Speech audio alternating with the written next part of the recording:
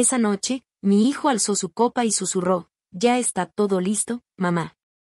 Tú solo quédate calladita». Sonreí, pero por dentro me paralicé. Él no tenía ni idea. Esa firma ya no significaba nada. Esa misma noche, me fui sin decir palabra. Y $15 millones se les escaparon de las manos. Para siempre. Viví en esa casa por más de 40 años. 2 pisos, contraventanas blancas, pisos de roble que todavía guardaban el eco de los pasos de mis hijos. Después de que mi esposo falleció, todos esperaban que me mudara a un lugar más chico, más fácil. Pero me quedé. No porque no pudiera irme, sino porque irme significaba aceptar que todo había cambiado. Cada mañana hacía café solo para mí, en lugar de para los dos. Regaba las plantas que a él siempre le molestaban. Doblaba sus camisas, aunque ya no hubiera necesidad. Y en las noches, me sentaba en el mismo sillón, frente al suyo vacío, fingiendo que no notaba el silencio que se me colaba hasta el pecho. Tenía 70 años entonces. La gente piensa que tener 70 es ser frágil. Yo no lo era, pero sí estaba cansada. No de la vida, sino de cargar con el peso del bienestar de todos los demás, mientras dejaba el mío de lado durante décadas. Michie, mi hijo mayor, me visitaba una vez al mes. Siempre educado, siempre puntual. Su esposa, Vanessa, venía con él, con esa sonrisa forzada y esa vocecita que hacía que todo sonara a discurso de ventas. Nunca se quedaban mucho, pero siempre terminaban hablando de lo mismo. «Mamá, ¿ya pensaste en mudarte a una comunidad para adultos mayores?» «Mamá, estarías mucho más segura en un lugar con cuidados todo el tiempo. No se trata de sacarte de tu casa, mamá. Es para que disfrutes la vida». Yo solo asentía, sonreía y les decía que lo pensaría. Pero nunca lo hice. Hasta que una tarde llegaron más temprano de lo normal. Sin avisar. Vanessa trajo unos croissants de almendra que nunca me gustaron. Michie traía una carpeta en la mano. Esa carpeta me dijo todo antes de que él abriera la boca. Habló durante 10 minutos seguidos. Hablaban de las comodidades, de lo bonitas que estaban las habitaciones, de cómo ya no tendría que preocuparme por el mantenimiento, ni por la nieve, ni por recoger las hojas del jardín. La voz de Michie era tranquila, pero demasiado ensayada. Mantuve el rostro neutro y solo asentí con la cabeza. Entonces Vanessa se inclinó hacia mí, puso su mano sobre la mía y me dijo en voz baja: «Ya fuimos a ver el lugar, Odora. Está precioso, y de hecho ya apartamos una suite para ti. No tienes que mover ni un dedo. Solo di que sí». Me pegó más fuerte de lo que pensé. No por la preocupación, sino porque habían tomado una decisión por mí, sin mí. Como si yo fuera un mueble viejo que se puede poner donde estorbe menos. Volteé a ver la carpeta. Los papeles estaban impecables. El contrato, firmado. Pero no por mí. Ese día no dije nada. Ni una queja, ni una lágrima. Cerré la carpeta con cuidado y se la devolví a Michie. «Gracias por pensar en mí. Les aviso». Esa noche me quedé parada en medio de la cocina. Mi cocina. La misma que pinté de amarillo en el 86 porque me recordaba a los girasoles. Y por primera vez desde que murió mi esposo, no sentí tristeza. Sentí otra cosa. Una claridad lenta, que quemaba despacito. Esa casa guardaba décadas de recuerdos, cenas familiares, pan tostado quemado, primeros pasos, portazos. Y ahora, esas mismas paredes estaban presenciando cómo se deshacía, en silencio, todo lo que yo pensaba que era una familia. Sabía lo que tenía que hacer. No por venganza. Ni siquiera por enojo. Sino porque ya era muy claro lo que estaba pasando, y yo ya no iba a fingir que no lo veía. Dime, ¿alguna vez has mirado a las personas que amas y te diste cuenta de que hace mucho dejaron de verte como una persona? A mí me pasó. Y no iba a dejar que me borraran en silencio. No esta vez. El siguiente domingo volvieron. Esta vez con una sonrisa demasiado brillante y una cacerola demasiado caliente. Vanessa puso el platillo en mi encimera como si fuera suya, tarareando bajito, moviéndose por mi cocina como si ya no lo fuera. Michelle se sentó en la mesa y empezó a revisar algo en su tablet. No pasaron ni 5 minutos cuando levantó la vista y dijo: encontré un lugar más cerca, sigue siendo de primer nivel, sigue siendo seguro, solo que más conveniente. Conveniente para él, claro. No para mí. Me serví una taza de café y lo escuché sin parpadear. Vanessa estaba sentada frente a mí, con las piernas cruzadas perfectamente, los ojos brillando como si estuviera emocionada por lo bien que creía estar haciendo las cosas. Empezó a enumerar las características como si estuviera en un anuncio de televisión: pisos con calefacción, salón de belleza dentro del lugar, chef personal, excursiones de fin de semana a viñedos locales. Hacía pausas entre cada una, estudiando mi cara con atención, esperando ver un destello de gratitud. No le di ninguno. Luego sacó un sobrecito color crema y lo deslizó hacia mí por la mesa. Su voz bajó el tono. Van a tener una jornada de puertas abiertas este otoño. Pensamos que estaría lindo ir juntas. No toqué el sobre. Solo lo miré. Luego levanté la vista y dije: no estoy interesada. Vanessa parpadeó, apretó los labios un segundo antes de volver a sonreír, pero el ambiente ya había cambiado. Michelle se aclaró la garganta y cambió de estrategia. No se trata de si estás interesada, mamá. Se trata de lo que es mejor para todos. Tú mereces tranquilidad, y nosotros necesitamos saber que estás bien. Estás viviendo aquí sola. Cualquier cosa podría pasar. La ironía me atravesó como cuchillo. Crié a 2 hijos en esta casa, la mantuve en pie durante tormentas de nieve, fugas de agua, incluso una vez con un mapache en el ático. Sola. Pero ahora, mi presencia era vista como un riesgo. Como una molestia. Michelle se inclinó hacia adelante, entrelazó los dedos y siguió. Solo queremos ayudarte. Si algún día te llegara a pasar algo aquí sola, no nos lo perdonaríamos. Lo que en realidad quería decir era: si pasa algo mientras tu nombre sigue en la escritura. Sonreí. No mucho. No cálido. Solo lo suficiente para que pensara que aún se podía convencerme. Vanessa lo miró, luego me miró a mí de nuevo. Incluso ya investigamos sobre agentes que te ayuden a reducir tus cosas. Ellos se pueden encargar de poner la casa en venta y de todo lo demás. Va a ser pan comido. Pan comido. Así describió Vanessa 40 años de recuerdos, 3 décadas de matrimonio y el único lugar que, si el sol entraba por el pasillo justo a la hora correcta, todavía olía a la loción de mi esposo fallecido. Volteé a ver mi hogar. Las fotos sobre la repisa, el rasguño en las escaleras donde Michelle se tropezó cargando su proyecto de ciencias en quinto de primaria. La abolladura en la puerta de la despensa, de cuando la pateó en uno de sus arranques de adolescente. Y ahora querían venderlo todo. Por conveniencia. Volteé de nuevo hacia ellos, con la voz tranquila. Gracias. Lo voy a considerar. Vanessa volvió a sonreír, segura de que ya podía tachar eso de su lista mental. Michelle se relajó, tocando algo en su tablet. Me quedé viéndolo. Sus dedos se movían con una precisión que no le había visto antes. No estaba nervioso, ni dudoso. Solo, metódico. Se quedaron otros 20 minutos más, hablando de tonterías, el clima, un nuevo lugar de comida tailandesa que habían probado. Vanessa me preguntó si necesitaba ayuda para organizar mis medicinas. Le dije que no. Insistió. Volví a decir que no. Cuando se fueron, Michelle me dio un abrazo a medias, apenas tocando mi hombro. Vanessa me dio un beso al aire, cerca de la mejilla, y dijo: lo hacemos por amor. La puerta se cerró. Me quedé un buen rato en la entrada, sosteniendo ese sobre que seguía sin abrir. Era sutil, pero era real. El cambio. De madre a carga. De mujer a estorbo.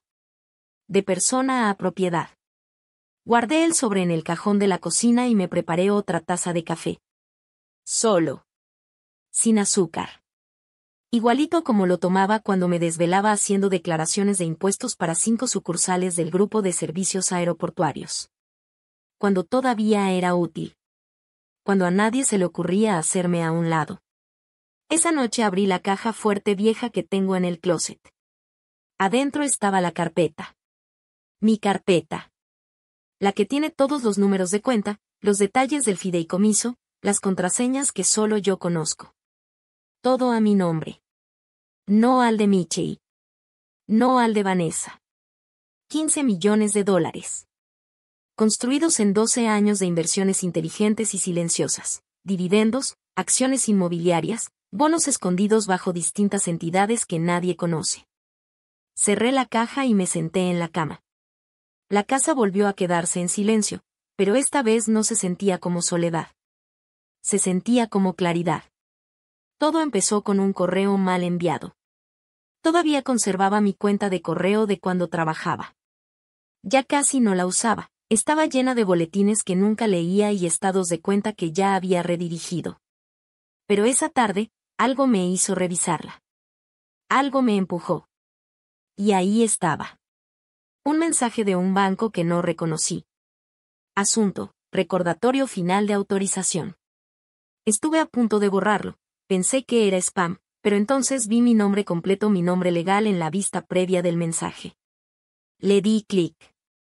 El correo contenía los detalles de una solicitud de autorización financiera, un número de cuenta que jamás había visto, una línea que mencionaba un poder notarial duradero, un espacio para firma y ahí abajo. Un nombre escrito, el mío. Pero la firma no era mía. Me quedé mirando. Leí todo el correo 2 veces. Luego una tercera. Las palabras se mezclaban, pero el mensaje era claro. Alguien había enviado documentos para finalizar la transferencia de un poder notarial. Alguien había usado mi nombre, mis datos. Alguien había falsificado mi firma. Y no tenía que adivinar quién. Cerré la laptop. Sentía los dedos fríos, a pesar del calor del verano. Me levanté, caminé a la cocina, serví un vaso con agua y me senté en la mesa, mirando por la ventana las hortensias floreando junto a la cerca. Se veían tan tranquilas, tan normales. Pero por dentro, algo en mí se rompió. Esto no era solo presión para que me mudara.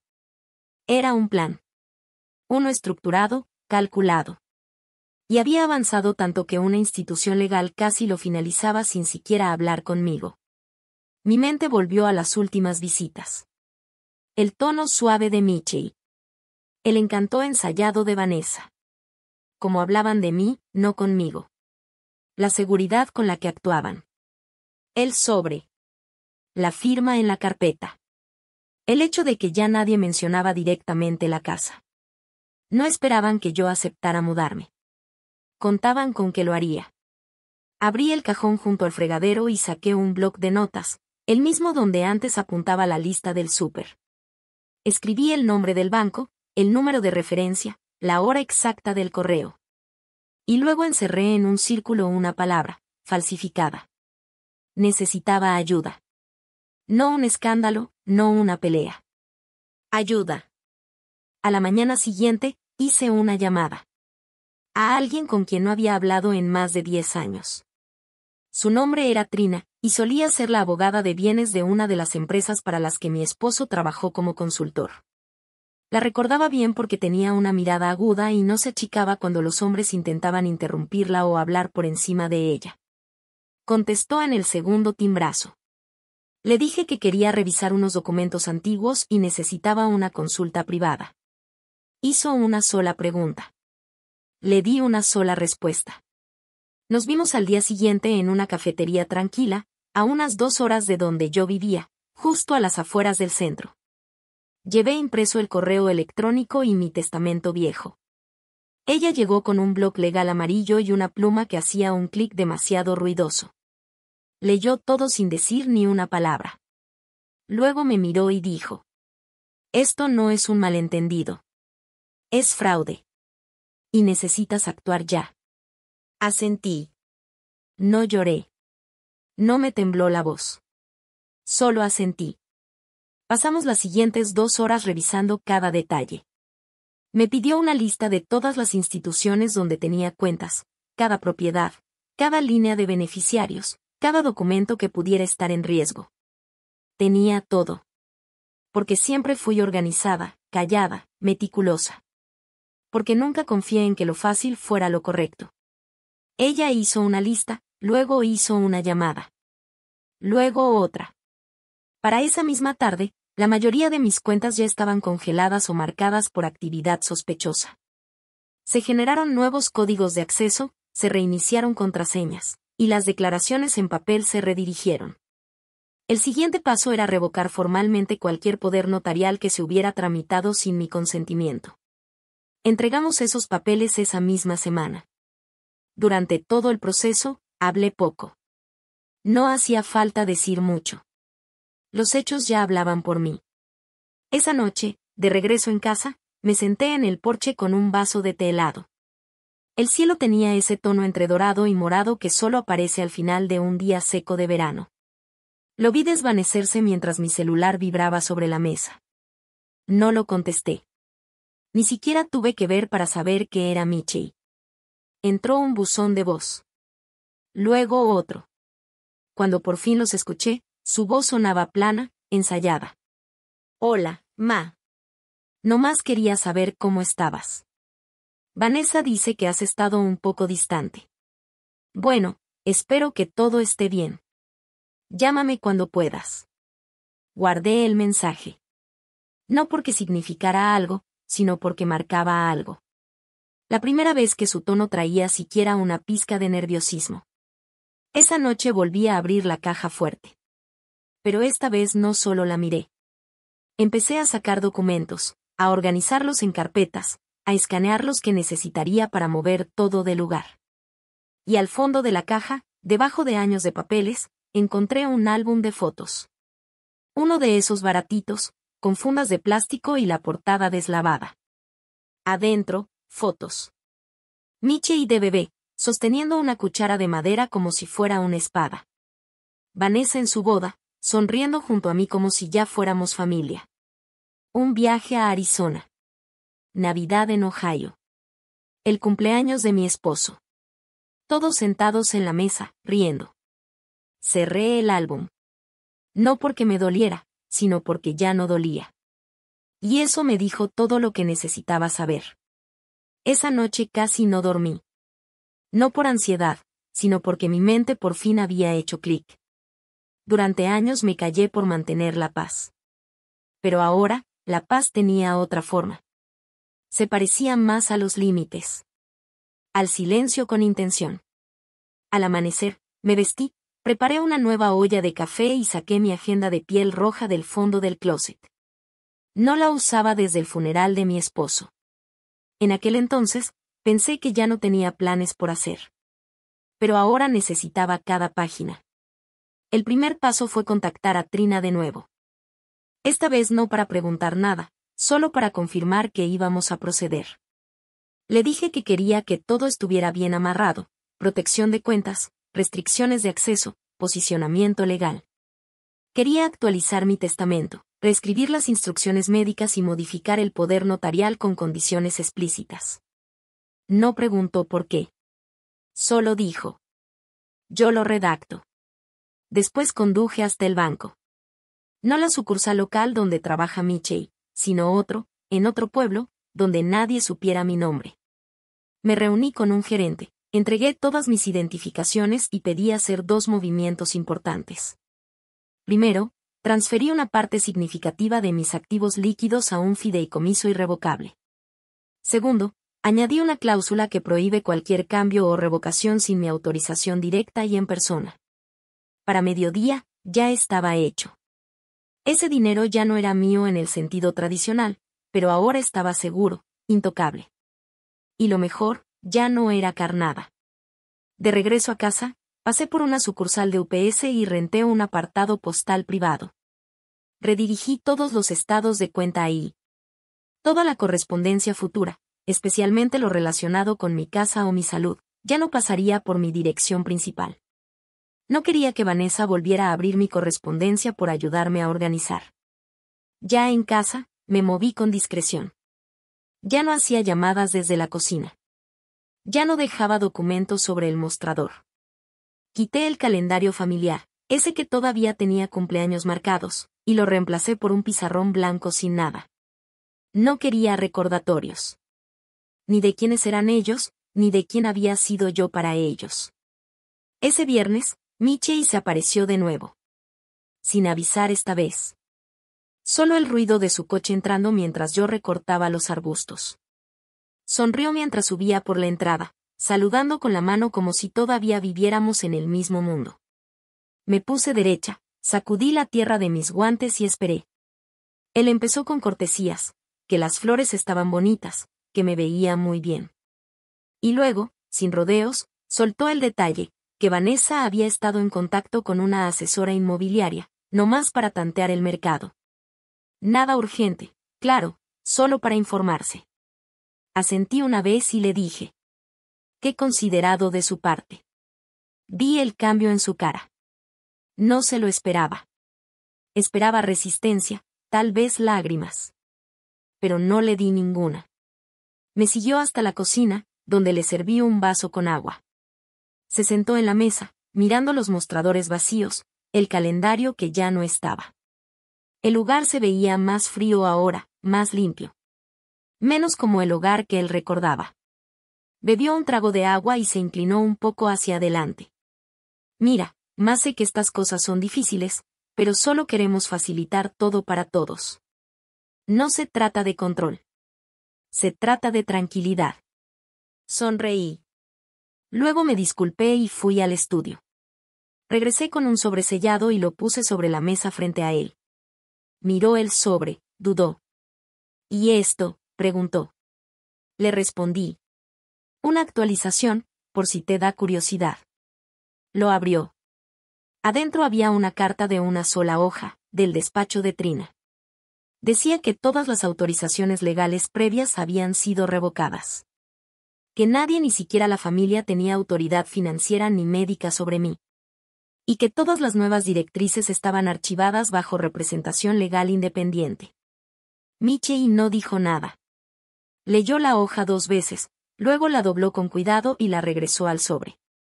Yo no me burlé, ni lo miré feo. Solo me quedé ahí, de pie, esperando. Después de un momento, dejó el sobre en la mesa, se acomodó las mangas y dijo. ¿Has estado ocupada? No respondí. Se fue poco después. Sin abrazo. Sin guiso horneado esta vez. Solo una mirada por encima del hombro y un suave. Cuídate. Cuando la puerta se cerró, le puse seguro. Luego me senté en la sala y dejé que el silencio llenara el espacio. No era el mismo silencio de hace unas semanas. Este silencio era merecido, controlado. Mío. Ese fin de semana, empaqué más cosas. Las etiqueté, las acomodé, pero no sellé las cajas. Todavía faltaba mover una última pieza. Llamé a Eleyanena el lunes siguiente. No hablábamos desde hacía años, pero contestó como si no hubiera pasado el tiempo. Antes, ella trabajaba en desarrollo comunitario. Ahora dirigía una organización en Portland que apoyaba a mujeres viudas en temas de retiro y vivienda. Le dije que necesitaba un favor. No dinero, solo nombres. Personas en quienes pudiera confiar. Un lugar donde pudiera mudarme. Un lugar que no solo fuera seguro, sino que tuviera sentido. Me dijo que tenía un cuarto disponible en la casa comunitaria. Tranquilo, seguro, privado, sin presión. Le respondí que lo pensaría. Las dos sabíamos que ya lo había decidido. Para el final de esa semana, ya había actualizado mi dirección postal, cancelado los servicios locales y contratado una pequeña empresa de mudanzas para empacar lo que yo no pudiera llevar sola. Esta vez no para preguntar nada, solo para confirmar que íbamos a proceder. Le dije que quería que todo estuviera bien amarrado, protección de cuentas, restricciones de acceso, posicionamiento legal. Quería actualizar mi testamento, reescribir las instrucciones médicas y modificar el poder notarial con condiciones explícitas. No preguntó por qué. Solo dijo. Yo lo redacto. Después conduje hasta el banco. No la sucursal local donde trabaja Michie, sino otro, en otro pueblo, donde nadie supiera mi nombre. Me reuní con un gerente, entregué todas mis identificaciones y pedí hacer 2 movimientos importantes. Primero, transferí una parte significativa de mis activos líquidos a un fideicomiso irrevocable. Segundo, añadí una cláusula que prohíbe cualquier cambio o revocación sin mi autorización directa y en persona. Para mediodía, ya estaba hecho. Ese dinero ya no era mío en el sentido tradicional, pero ahora estaba seguro, intocable. Y lo mejor, ya no era carnada. De regreso a casa, pasé por una sucursal de UPS y renté un apartado postal privado. Redirigí todos los estados de cuenta ahí. Toda la correspondencia futura, especialmente lo relacionado con mi casa o mi salud, ya no pasaría por mi dirección principal.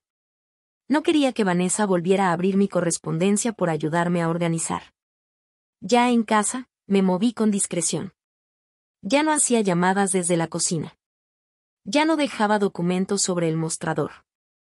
Quité el calendario familiar, ese que todavía tenía cumpleaños marcados, y lo reemplacé por un pizarrón blanco sin nada. No quería recordatorios. Ni de quiénes eran ellos, ni de quién había sido yo para ellos.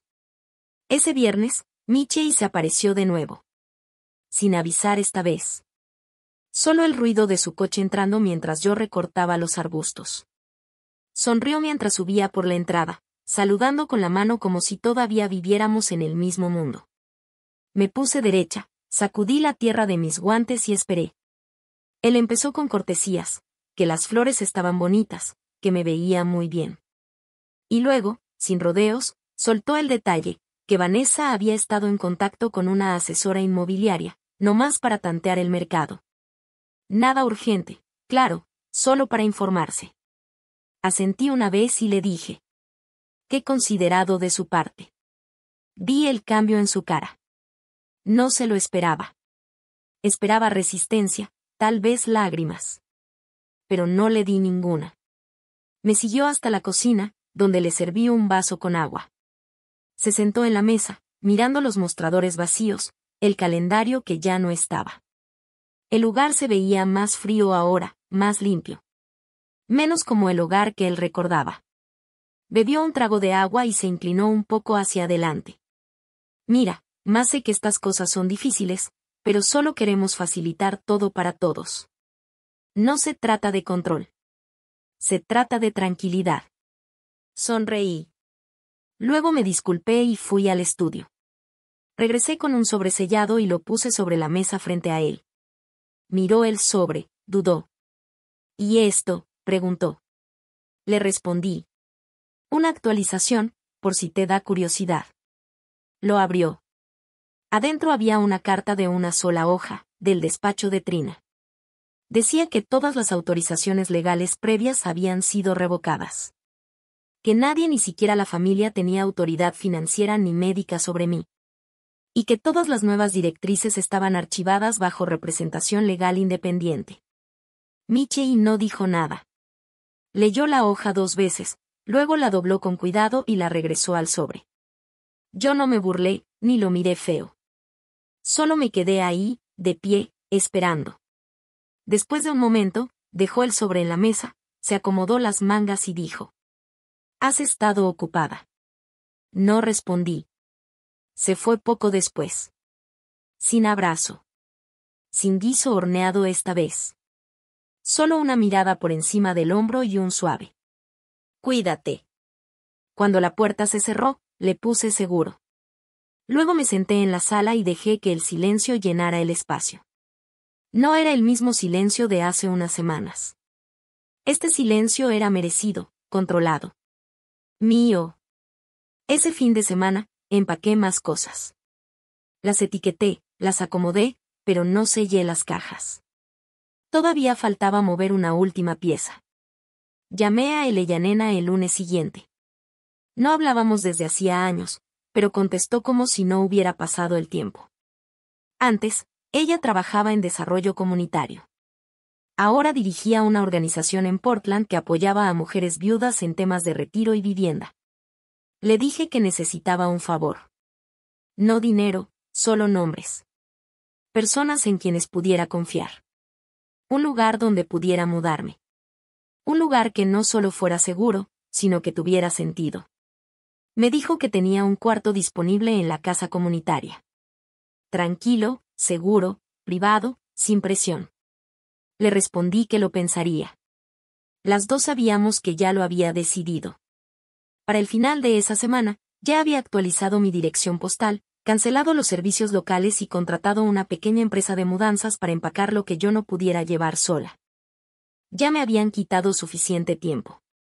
No les iba a quitar también mi paz. A veces irse no es huir. Es elegir. Y esta vez, me elegí a mí. La invitación llegó en un sobre azul pálido, entregado a mano al buzón afuera de la casa en Portland. Era de Vanessa. La letra se veía cuidada, pero demasiado perfecta, como si la hubiera calcado. Dentro venía una tarjeta impresa con bordes dorados y letras cursivas que decía: una celebración familiar en honor a la madre Eudora. Cena de despedida antes de su traslado a Green Haven Residence. Me senté en la mesa de la cocina y lo leí 2 veces. Green Haven Residence. Ese era el nombre de la residencia para adultos mayores a la que intentaron meterme a la fuerza. No tenía ni idea de que yo ya me había ido. Me quedé viendo la tarjeta. Era una puesta en escena, un guión que escribieron sin darme diálogo. Una cena no para honrarme, sino para reforzar su versión. Un último intento por controlar la historia. Llamé a Trina. Me dijo que no respondiera. Ni legal ni socialmente. Solo déjalos creer que estás siguiendo el juego. Así que eso hice. 2 días después, me compré un atuendo nuevo. Lino gris, sencillo. Zapatos cómodos. Una maleta solo de adorno. Organicé un vuelo saliendo de Portland la misma noche de la cena. No de regreso a Nebraska. Solo un vuelo corto a Seattle, donde planeaba quedarme con una ex colega por una semana antes de regresar en silencio. Michie llamó para confirmar. Su voz sonaba animada, incluso un poco engreída. Preguntó si ya estaba lista para instalarme en Green Haven. Le dije que me emocionaba ver a todos. Esa parte sí era cierta. Esa tarde llegué al restaurante 10 minutos antes. Era uno de esos lugares de lujo con manteles blancos y meseros con chalecos planchados, del tipo que le encanta presumir a Vanessa. La mesa estaba puesta para 8. Habían invitado a familiares cercanos, a unos amigos de Michie y hasta a una representante de Green Haven, que se sentó al otro extremo con una carpetita al lado de su plato. Vanessa me recibió con un beso en la mejilla. Su sonrisa era amplia, pero no llegaba a los ojos. Me dio una bolsita de seda. Dentro venía una bata con mis iniciales bordadas y una caja de tés herbes. Le di las gracias y tomé asiento. Frente a mí, Michie alzó su copa. Por mamá, por ser lo suficientemente fuerte para hacer esta transición. Te ganaste tu descanso. Los demás alzaron sus copas. Yo sonreí y tomé un sorbo. Sirvieron la comida. Casi no la probé. A mitad de la cena, la representante de Green Haven se inclinó hacia mí y dijo que esperaba darme la bienvenida al día siguiente. Asentí con amabilidad. No sabía que esa llegada nunca sucedería.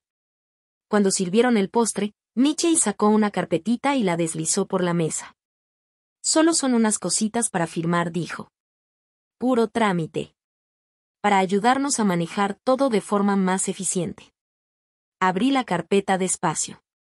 Adentro había formularios, poder notarial, acceso a mis cuentas, una cláusula de tutela en caso de deterioro mental, todo prellenado, solo esperando mi firma. Cerré la carpeta y la coloqué con cuidado frente a él. No hagamos esto esta noche, le dije en voz baja. No en mi cena de despedida. Él sonrió como alguien que ya se siente ganador.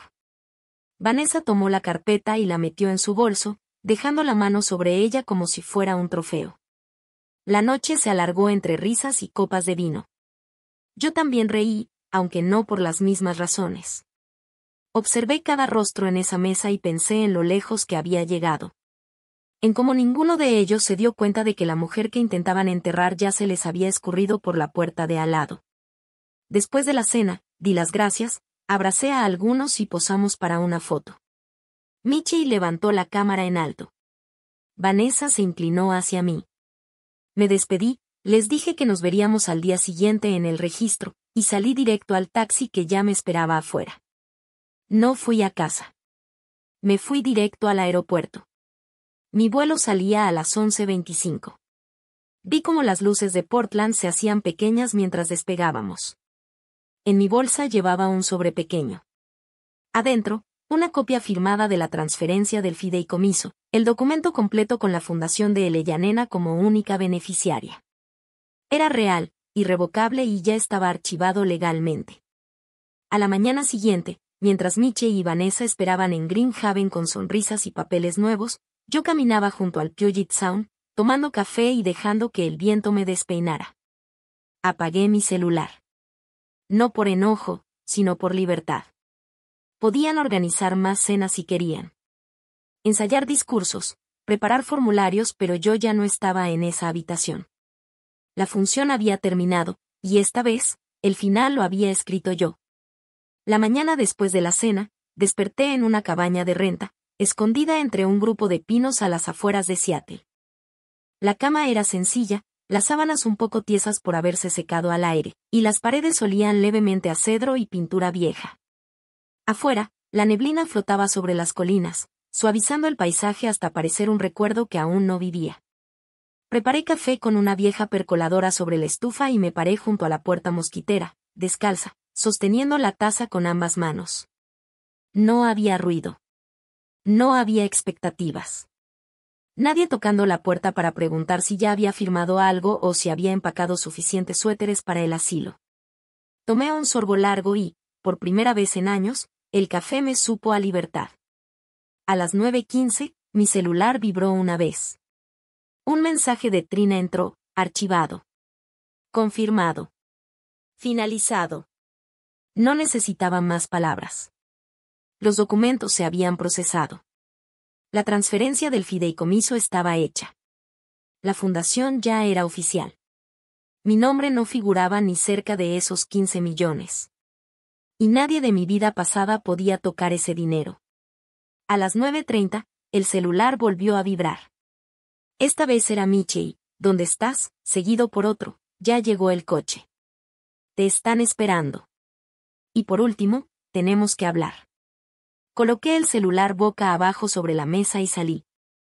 Detrás de la cabaña había un sendero que se internaba entre los árboles. Caminé hasta llegar a un claro con una banca hecha de troncos y piedras. Me senté ahí un buen rato, mirando cómo se mecían las ramas. Esa tarde recibí otro correo, ahora de Elena. Había abierto la cuenta con el nuevo nombre de la fundación. Todo había salido sin problemas. El periódico local quería hacer un reportaje sobre la organización. Me preguntó si quería que apareciera mi nombre. Le dije que no. No porque me avergonzara, sino porque el silencio era parte del plan. Lo que hice no necesitaba aplausos. Necesitaba funcionar. Los días siguientes pasaron con un ritmo tranquilo. Leía, cocinaba mis propios alimentos, caminaba por el pueblo sin voltear para ver si alguien me seguía. Nadie me conocía ahí. Nadie esperaba nada de mí. Y eso me gustaba. Hasta que el jueves, una nota en el periódico local llamó mi atención mientras hacía fila en una tiendita de la esquina. Estaba abajo, en la portada, suspenden a gerente de banco en disputa por fideicomiso familiar. No lo compré. No lo necesitaba. Michie trabajaba en ese rubro. Era solo cuestión de tiempo para que la onda expansiva llegara a su escritorio. Seguramente usó los sistemas internos, intentó predecir el pago, tal vez incluso accedió a información restringida. Alguien debió haberse dado cuenta o lo reportó. Esa noche llegó el primer correo de Vanessa. ¿Qué hiciste? Me quedé viendo la pantalla un buen rato antes de cerrarla sin contestar. A la mañana siguiente, Elena llamó. Su voz era tranquila, pero le noté el filo. Me dijo que alguien había llamado a la fundación haciéndose pasar por mí, intentando cambiar el registro, diciendo que había cometido un error. Cuando pidieron una identificación, la llamada se cortó. Las dos sabíamos quién había sido. Le pregunté si estaba bien. Dijo, sí, pero hubo una pausa. Luego agregó, ya empezó, ¿verdad? Sí, le respondí. Ya empezó.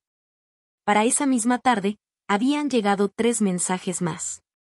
Uno de un amigo de la familia diciendo que Michey estaba siendo investigado. Otro de mi antigua vecina preguntando por qué Vanessa estaba despotricando en redes sociales. Y uno más de mi sobrina, que solo decía, ¿estás bien? No respondí ninguno.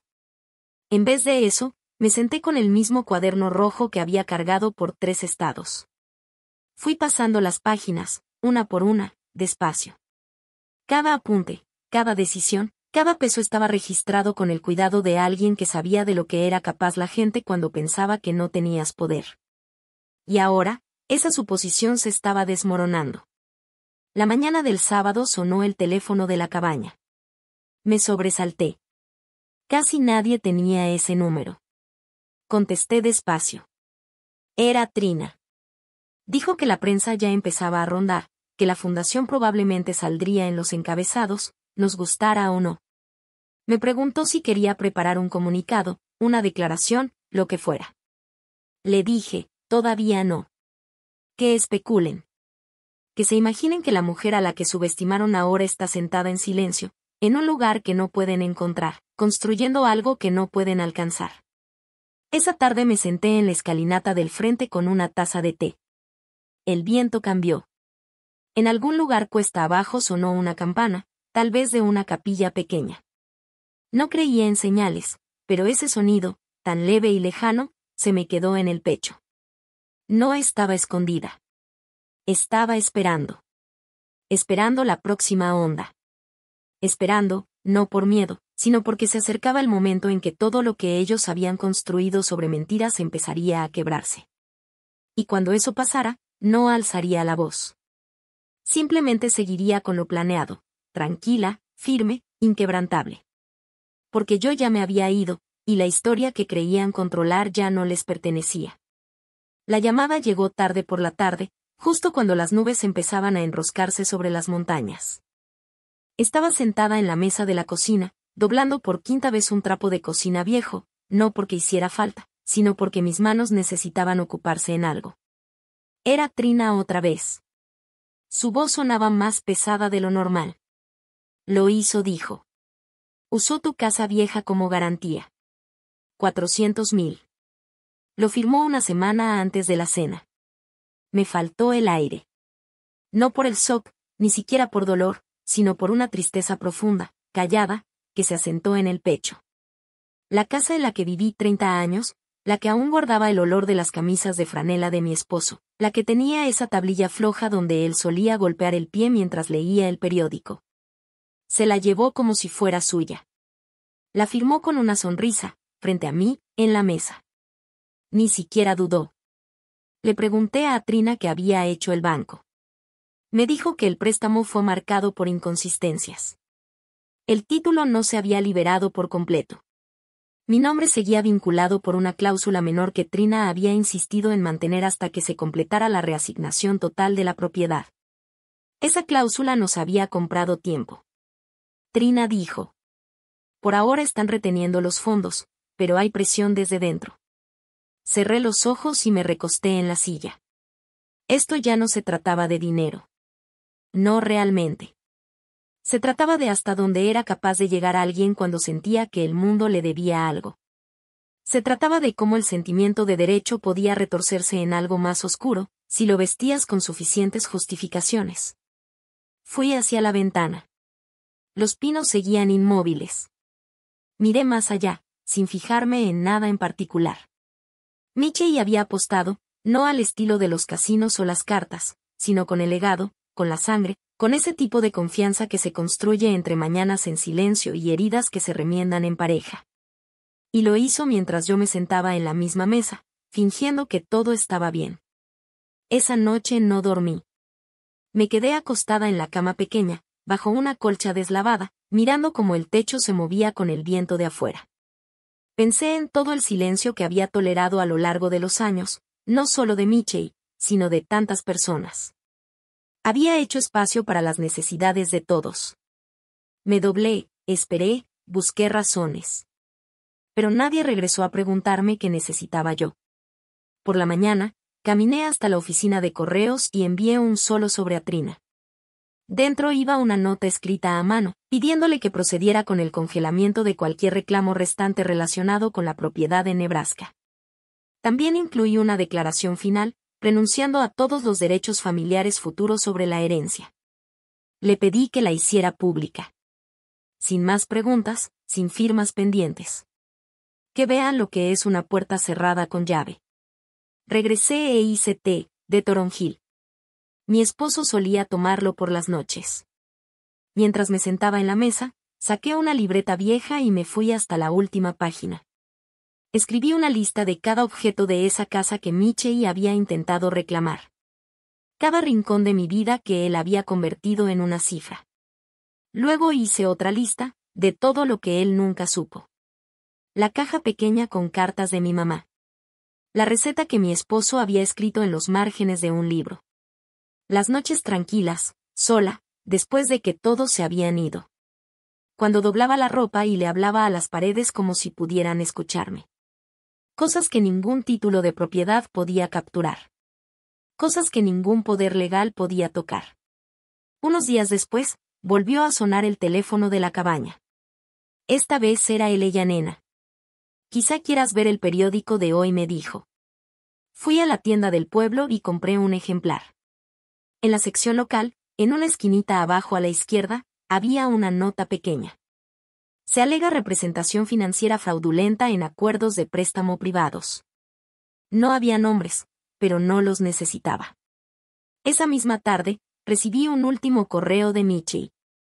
Sin asunto, sin saludo. Solo 3 oraciones. Cometí un error. No pensé que llegaría tan lejos. ¿Podemos hablar? Cerré la laptop. No por enojo, sino porque al fin entendí algo. Algunos errores no son accidentes. Son decisiones. Y una vez que lo ves con claridad, ya no hay vuelta atrás. Esa noche abrí la ventana y dejé que el aire fresco inundara el cuarto. Me quedé ahí parada en silencio, sintiendo cómo se movía por el espacio, como una verdad que por fin se dice. Lo que me habían quitado ya no era mío. Pero lo que había construido en su lugar era intocable. La confianza, la casa, la historia mía, todavía mía. Y nadie volvería a firmar mi nombre sin habérselo ganado. Todo empezó con una foto. No mía directamente, solo una imagen de archivo. Una mujer de mi edad, con el cabello gris recogido en un chongo, mirando por una ventana cubierta de lluvia. El encabezado decía. Les dio todo, y luego desapareció. Nena me mandó el enlace sin ningún mensaje. No hacía falta. Di clic y leí cada palabra. El artículo no mencionaba mi nombre, ni Nebraska, ni a Michie. Pero contaba la historia igual.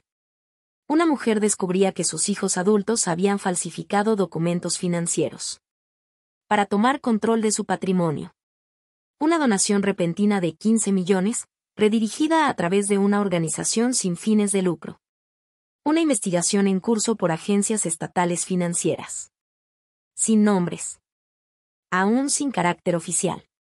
No sentí miedo. Ni siquiera me sentí expuesta. Me sentí reconocida. El artículo no demonizaba a nadie. No dramatizaba. Solo dejaba que los hechos flotaran, como pasos suaves en un pasillo vacío. Lo leí 2 veces. Luego cerré la laptop y me hice un té. 3 días después, Michie fue puesto en licencia administrativa. No lo despidieron, solo lo pusieron en pausa. Me enteré por una amiga de la familia que todavía trabaja en el departamento legal del banco. Me dijo que el comité de revisión había detectado inconsistencias en autorizaciones internas recientes. Alguien susurró que fue por una denuncia anónima. Nunca pregunté si había sido Trina. No hacía falta. Vanessa, en cambio, no se quedó callada. Sus redes sociales explotaron. Publicaciones cada pocas horas. Algunas largas, otras llenas de pánico, otras acusatorias. Hasta subió una foto de mi antiguo porche con el pie de foto. Así se ve el abandono cuando usa perlas y guarda silencio. La gente comentó. Algunos la defendieron. Otros no. Alguien incluso le preguntó por qué creía tener derecho a algo. No leí mucho. Nunca he sido de meterme en pleitos públicos. Pero Eleyanena revisó los comentarios y me resumió lo esencial. Esa noche, Trina me mandó un mensaje con solo 2 palabras. Quédate quieta.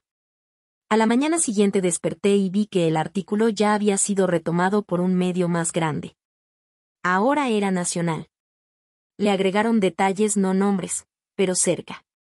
Una supuesta fuente cercana a la familia decía que la mujer en cuestión había estado confundida en los últimos años. Que probablemente fue manipulada por personas externas. Esa dolió un poco. Era un movimiento predecible. Ya me lo esperaba. Pinta a la mujer como inestable y todo el relato se desmorona. Me senté en el porche de la cabaña, envuelta en el suéter viejo de mi esposo. Mirando las copas de los árboles, mientras las palabras me daban vueltas en la cabeza. Manipulada, inestable, confundida. Yo no estaba confundida. Había estado en silencio. Y hay una gran diferencia. Eleyanena me ofreció hacer una declaración pública a través del equipo legal de la fundación. Trina dijo que tenía documentos, grabaciones, cronologías, todo. Podía destruir lo que decían con una sola publicación de prensa. Pero les dije. No, aún no. Que digan que estoy confundida.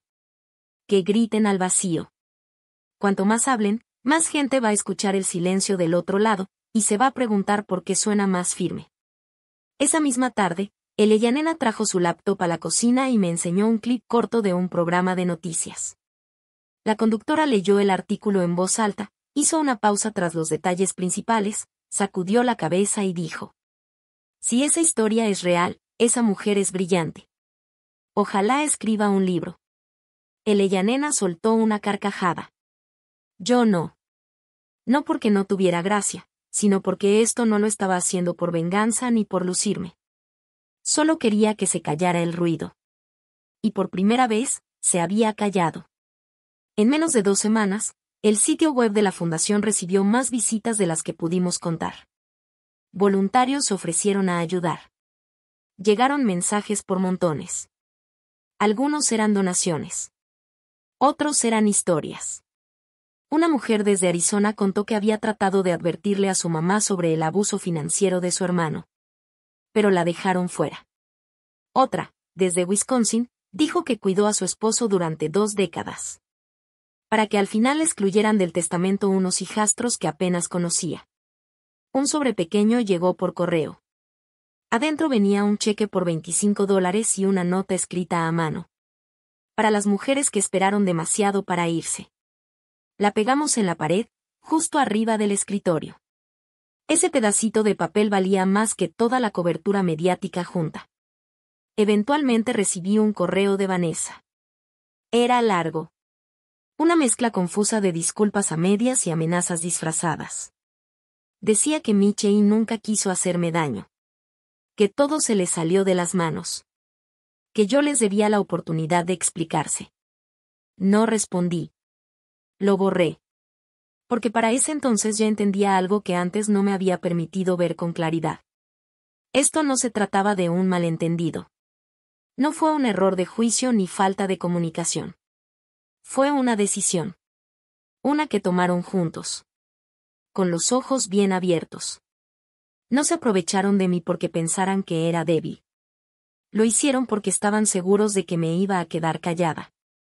Y durante mucho tiempo, así fue. Pero ahora, ese silencio era mío. Yo lo controlaba. Yo decidía cuándo se usaba y cuándo no. La casa en Nebraska esa que Michelle intentó hipotecar a mis espaldas estaba ahora en un limbo legal. Me la imaginaba allí, vacía, llena de ecos y polvo. Una estructura de madera y concreto, que ya no albergaba nada que se sintiera como hogar. La historia seguía dando vueltas en el ámbito público. Algunos podcasts la retomaron. Un par de blogs legales debatían sobre la ética del manejo de patrimonios privados. La ironía era que, mientras más anónima me mantenía, más fuerza tomaba la narrativa.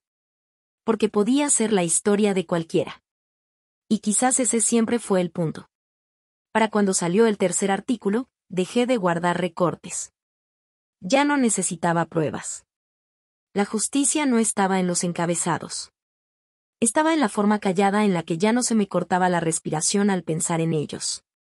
Ellos seguían leyendo, buscando entre líneas, preguntándose qué diría después. Pero yo ya no escribía para ellos. Escribía para mí. Para las mujeres que guardaron su coraje en cajones. Que enterraron su dignidad bajo platos y álbumes de fotos. Para las que entendieron demasiado tarde que el amor sin respeto no es amor, es una correa. Y por fin, yo caminaba libre. La cocina era pequeña, apenas cabían 2 personas sin rozarse los brazos. La luz parpadeaba por las mañanas. Había un rincón del piso donde el linóleo nunca quedó plano. Pero ya era mío. Me paraba junto a la ventana casi todos los días, con una taza de té en las manos. Viendo cómo la neblina se enredaba entre los árboles detrás del edificio de Elellanena. Y fue en esa cocina donde decidí hacer algo que no había hecho en décadas. Volví a enseñar. No de forma formal. Solo unas cuantas mujeres a la vez, sentadas alrededor de la mesa desconchada. Compartiendo café, números y vivencias. Le pusimos de nombre el libro callado. Pasé gran parte de mi vida administrando dinero de otras personas. Ejecutivos, gerentes de logística, estrategas fiscales. Todos confiaban en mí cuando se trataba de balances. Pero nunca nadie me preguntó si alguna vez me enseñaron a valorar lo que yo misma valía. No solo en cifras. En silencios. En límites. Elena imprimió volantes para mí, en cartulina color pastel. Trina ayudó a revisar los avisos legales. Lo mantuvimos simple. Clases gratis para mujeres mayores de 50. No se necesita experiencia. Sin juicios. La primera semana llegaron 3 mujeres. Una acababa de perder a su esposo. Una de ellas había sido excluida del testamento de su mamá. La tercera casi no hablaba, solo asentía y tomaba apuntes en una libreta de espiral que parecía más para la lista del súper que para otra cosa. No empezamos con presupuestos. Empezamos con otro tipo de matemáticas. ¿Qué era eso que daban una y otra vez, sin que nadie se los devolviera? ¿Qué habían guardado en silencio que les costó más que dinero?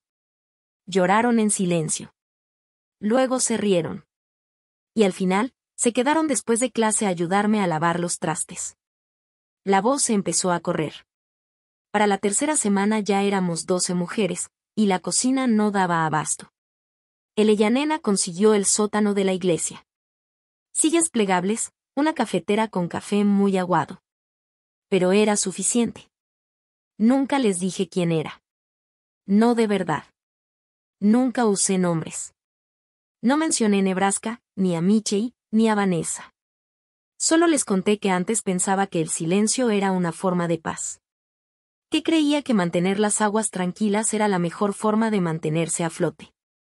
Una de ellas, una mujer llamada Nora, levantó la mirada con los ojos cansados y dijo que ella también lo creyó, hasta que su hijo vendió la tierra que le había dejado su esposo, diciéndole que era por el bien de la familia. Después de eso, se mudó a un cuartito en el sótano de una casa. Y el silencio, dijo, se convirtió en un peso que no sabía cómo nombrar. No necesitábamos ponerle nombre. Solo dejarlo ser. Empecé a llevar una libreta pequeña para anotar las historias. No nombres, solo lecciones. Una página decía. Ahorró por 30 años, pero nunca compró algo que realmente le gustara. Otra. Fue a trabajar enferma durante una década para que su esposo pudiera perseguir un sueño que nunca la incluyó. Me di cuenta de algo en esas reuniones. La historia que yo pensaba que era solo mía, ya había sido vivida en partes por miles de mujeres. Robos silenciosos. Acuerdos tácitos. Contratos que nunca se escribieron, pero siempre se cumplieron. No planeábamos nada grande. Sin protestas, sin peticiones. Solo estar presentes. Nos reuníamos cada martes.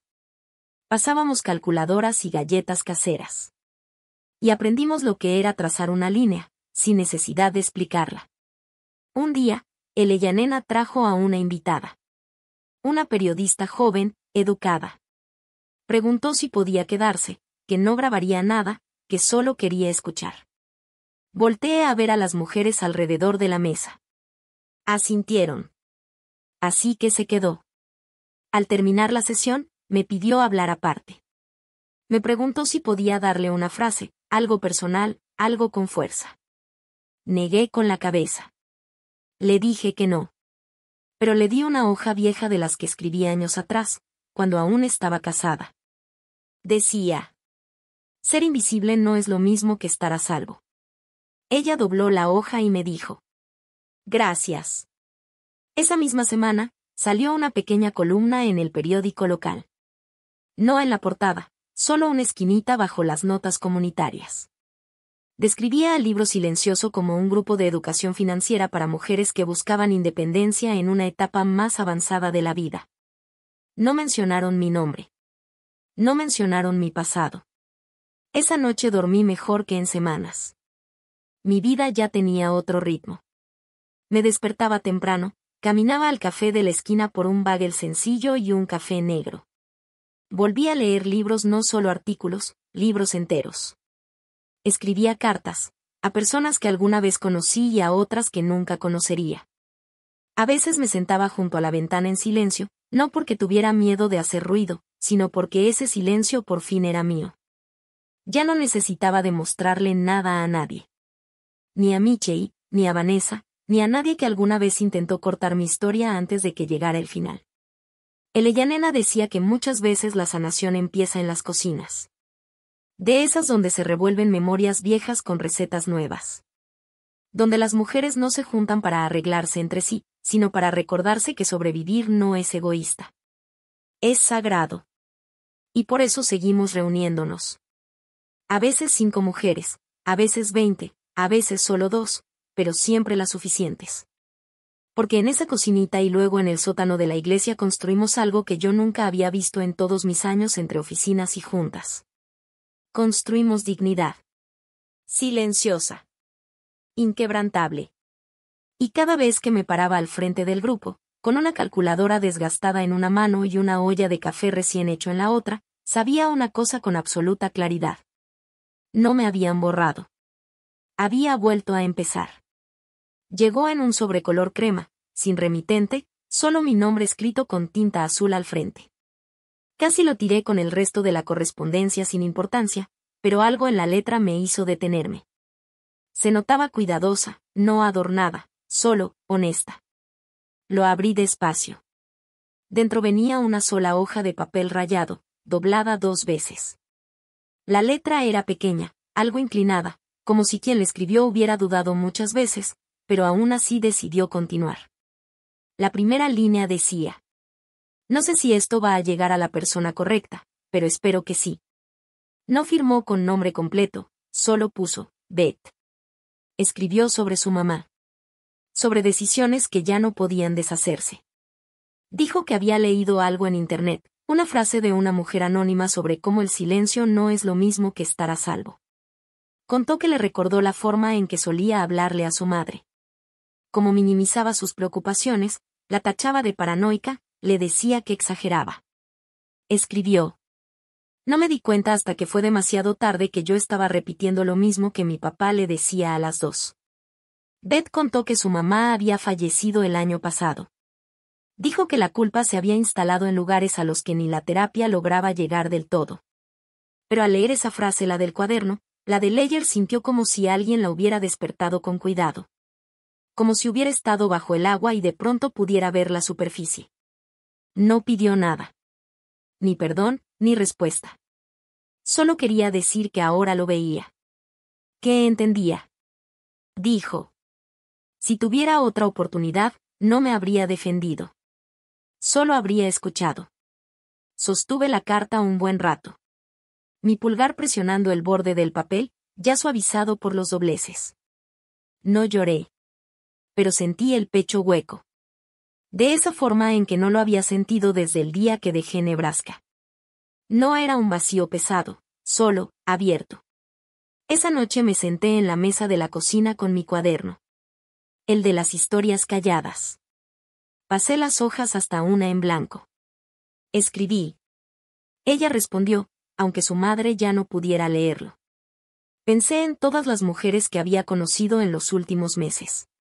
Las que todavía caminaban cargando palabras no dichas. Las que ya no esperaban disculpas. Y me pregunté, ¿cuántas hijas también cargaban con el silencio?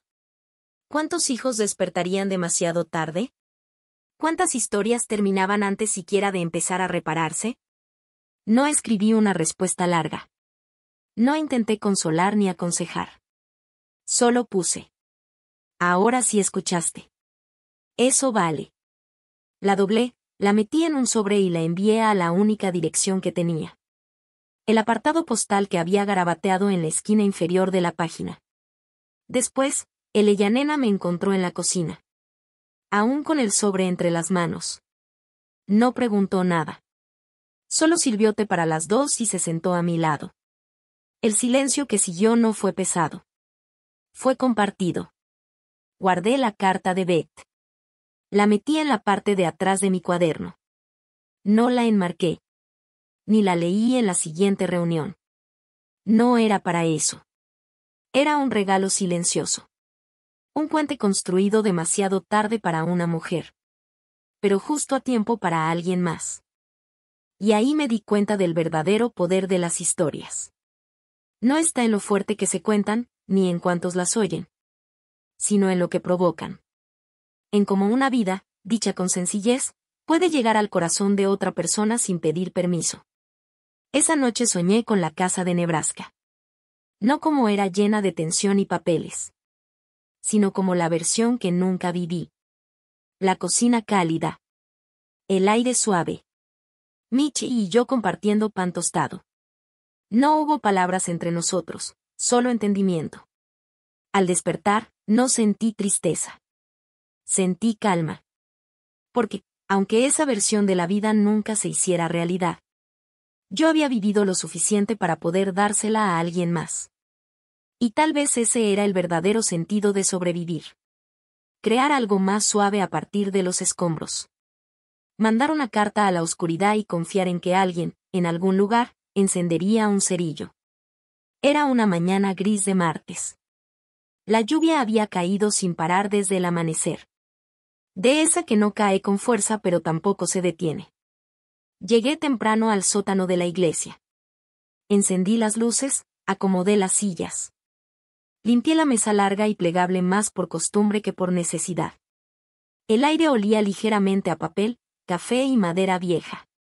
Estaba colocando hojas informativas en cada asiento cuando la puerta crujió. No volteé de inmediato. Siempre había quienes llegaban antes para ayudar a preparar todo. Pero hubo algo en el silencio detrás de mí que me hizo detenerme. Me giré. Ahí estaba él, de pie en el umbral, empapado por la lluvia. Con las manos enterradas en los bolsillos de su abrigo. Michei, mi hijo. Se veía más grande de lo que recordaba. No cansado, solo, desgastado. La arrogancia juvenil se había desvanecido. Y en su lugar estaba un hombre que, claramente, había perdido el control de una historia que pensó que estaba escribiendo. Le sostuve la mirada. No dijo nada. No dio un paso dentro. Solo se quedó ahí parado, observando las sillas plegables, el pizarrón blanco. El olor del café débil que salía desde la cocineta. Por un segundo, los años se colapsaron. Vi al niño que me traía diente de león del jardín. Al adolescente que dejó de abrazarme después de segundo de secundaria. Al hombre que llamaba una vez al mes y creía que eso bastaba para demostrar amor. No me acerqué. Él no habló. Nos quedamos ahí, madre e hijo. Con todo un océano de silencio entre los dos. Pero ya no era un silencio que ahogara. Le hice una pequeña señal con la cabeza. Nada dramático, solo una forma de decir te veo. Luego volví a acomodar la mesa. Alineé un montón de hojas, alicé una esquina del mantel. Cuando volví a mirar, ya no estaba. No se escuchó la puerta cerrarse, ni pasos alejándose. Simplemente, ya no estaba. Las mujeres comenzaron a llegar, una por una. Nora trajo pan de calabaza. Sandra llevaba una libreta nueva. Nos acomodamos en nuestro ritmo habitual. El arrastrar de sillas, el tintinear de las tazas. Empecé la sesión como siempre. Tranquila, firme, presente. Más tarde, al caminar de regreso a casa entre el aire brumoso, no sentí tristeza. Tampoco sentí que se me hiciera justicia. Lo que sentí fue quietud. No todo necesita un cierre. No todas las heridas tienen que abrirse de nuevo y limpiarse. A veces, con que ya no duela es suficiente. A veces, el silencio ya no es un arma. Es solo espacio. Aire limpio. Un camino hacia adelante. Llegué a mi cocinita. Puse agua a hervir. Y me senté junto a la ventana. Abrí mi libreta y escribí una última línea para la semana en que él vino. Y seguí enseñando. Miré hacia afuera mientras las nubes empezaban a despejarse. El cielo sobre Portland nunca es completamente azul. Pero hoy estaba lo suficientemente abierto como para sentirse como un nuevo comienzo. No gané. No perdí. Elegí. Y eso, al final, lo fue todo. Si alguna vez te has sentido invisible dentro de tu propia familia, o has cargado con un silencio que no te correspondía, esta historia es para ti. No necesitas gritar para recuperar tu voz. A veces, lo más poderoso que puedes hacer es simplemente seguir caminando y no voltear atrás. Si esta historia tocó algo dentro de ti, me encantaría saber en qué parte de tu camino estás ahora. Puedes compartirlo, reflexionar, o simplemente quedarte en silencio conmigo. Aquí, en este pequeño rincón, donde la dignidad todavía tiene lugar.